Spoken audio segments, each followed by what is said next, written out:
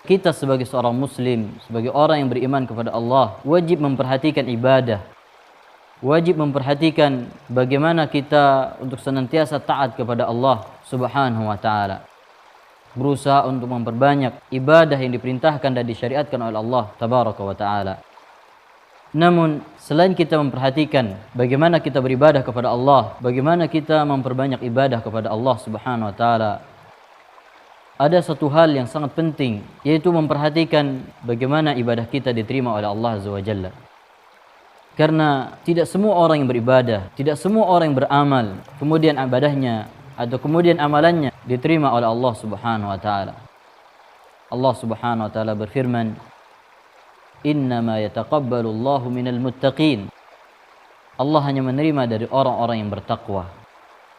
Maka di sinilah seorang muslim ketika dia beribadah kepada Allah Subhanahu wa taala, hendaknya dia memiliki kekhawatiran dan takut ibadahnya tersebut tidak diterima oleh Allah Subhanahu wa taala. Makanya para salaf dan sahabat ridwanullah alaihim mengingatkan kepada kita tentang pentingnya kita memperhatikan bagaimana ibadah kita diterima oleh Allah Azza wa Jalla. Berkata Ali radhiyallahu anhu, hendaknya perhatian kalian terhadap diterimanya suatu amalan lebih besar daripada amalan itu sendiri. Karena apalah artinya seorang banyak ibadahnya kepada Allah, apalah artinya seorang memperbanyak amal saleh, akan tapi tidak ada satupun dari amalan itu diterima oleh Allah Azza wa Jalla. Dan kekhawatiran tidak diterimanya ibadah dan amalan ini merupakan menjadi sifat orang-orang yang beriman kepada Allah Subhanahu wa taala. Sebagaimana yang disebutkan oleh Imam Al-Hasan Al-Basri, bahwasanya seorang mukmin mengumpulkan, menyatukan antara berbuat baik dan takut kepada Allah Subhanahu wa taala. Adapun orang-orang munafik, mereka menyatukan antara perbuatan yang jelek, perbuatan yang buruk, dan merasa aman, merasa ibadahnya diterima oleh Allah Subhanahu wa taala.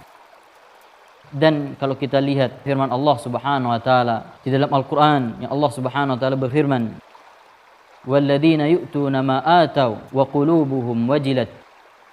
Dan orang-orang yang datang kepada Allah Subhanahu wa taala dengan ibadahnya, datang kepada Allah Subhanahu wa taala dengan hati yang takut, padahal mereka menghadap kepada Allah Subhanahu wa taala dengan amal saleh. Makanya Aisyah radhiyallahu anha bertanya kepada Rasulullah sallallahu alaihi wasallam, apakah orang yang takut di sini adalah mereka yang berzina, mereka yang mencuri, orang mereka yang minum khamar? Rasulullah sallallahu alaihi wasallam mengatakan tidak. Akan tapi mereka adalah melaksanakan salat, mereka berpuasa, mereka bersedekah, dan mereka takut, khawatir ibadahnya tidak diterima oleh Allah Subhanahu wa taala.